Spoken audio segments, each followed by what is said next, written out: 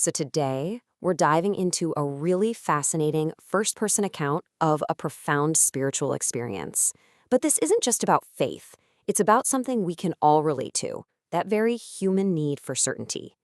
It's a story about someone who received these incredible spiritual gifts, but still said, I need a contract. I need a real physical sign.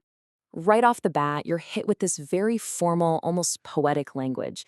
The author is thanking a divine being for all these favors they've been given. But listen to those specific words, ratify and confirm. That's not just saying thank you. That's legal language. It's a plea for validation, a little hint that maybe, just maybe, there's some doubt bubbling under the surface. And that right there, that's the core tension of this whole story. Our narrator is completely torn between this feeling of overwhelming joy and this nagging, persistent sense of uncertainty.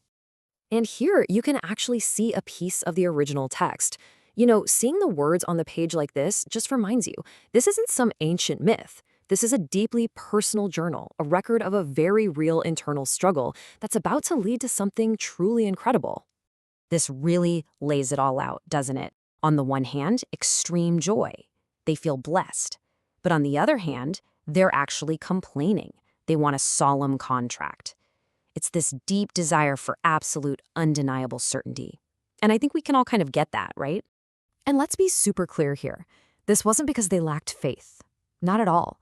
It was about this very human desire for permanence, for a tangible sign that these amazing spiritual gifts weren't just going to disappear one day. And what's amazing is how self-aware they are about this. They actually call themselves out, saying they are seeking for a sign. They know they have this deep need for proof. And honestly, it's that vulnerability, that raw honesty, that makes the response they get so incredibly powerful. So, after all this internal struggle, something incredible happens. This heartfelt, vulnerable plea does not go unanswered.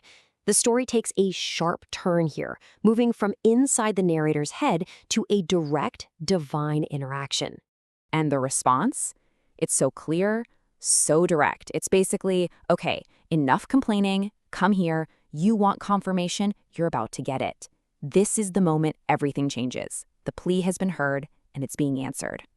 It all starts with a simple physical action. Just extend your hand. Think about that gesture. It's an act of trust, of surrender. It's about making yourself ready to receive the very thing you've been asking for. Wow.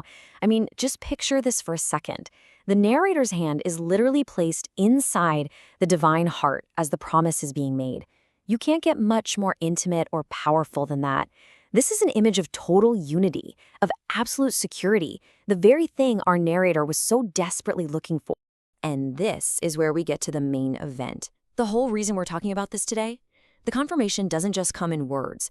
It comes as this vivid, symbolic vision, that solemn contract finally made real. The number 7. This is not a random number, folks. In so many spiritual traditions, 7 represents completion, perfection. And in this story, it just so happens to line up perfectly with 7 specific promises that the narrator had been asking about. And what form does this divine sign take? Golden rings. I mean, the symbolism is just screaming at you, right? A ring is a circle. It's a universal sign of a covenant, a binding promise, a contract. This was it. But it gets even more specific. Check out where these rings appear. 1 on each of the first 4 fingers. But then, and this is the real kicker, 3 circlets all on the signet finger. This arrangement is so deliberate, and it's the key to the whole message. So why is the signet finger so important? Well, historically, a signet ring was a huge deal. It was used to press a unique seal into wax to authenticate a document. Think of it like the old-school version of a legally binding notarized signature. It meant absolute authority and an unbreakable promise. So putting not 1, but 3 rings on that specific finger, that's not just a simple confirmation. That is the ultimate divine signature. That vision of the 7 circlets was the unbreakable guarantee, the absolute proof the narrator had been begging for. But the story doesn't just end there with the sign being delivered. The experience actually pushes the narrator to a much, much deeper understanding of what divine grace and mercy are all about. And you can just feel the awe in the narrator's words here. They're just marveling at how this incredible gift was given.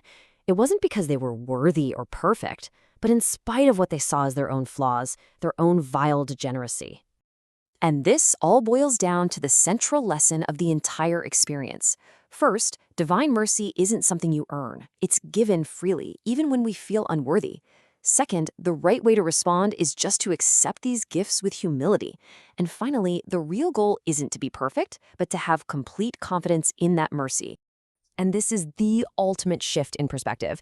It's a realization that it was never about the person receiving the gifts. It was always about the incredible generosity of the giver, the source of everything good in the first place. So in the end, yeah, they got the sign they asked for, but what they really received was something so much bigger. The whole journey, from that gnawing doubt to this incredible confirmation, it led them to a place of such deep trust that a contract just wasn't necessary anymore. And that kind of leaves us with a big question, doesn't it? One that goes way beyond this one story. In our own lives, what is it that turns a simple promise into an unbreakable bond? What gives our most important commitments the real weight and permanence of one of those golden circlets?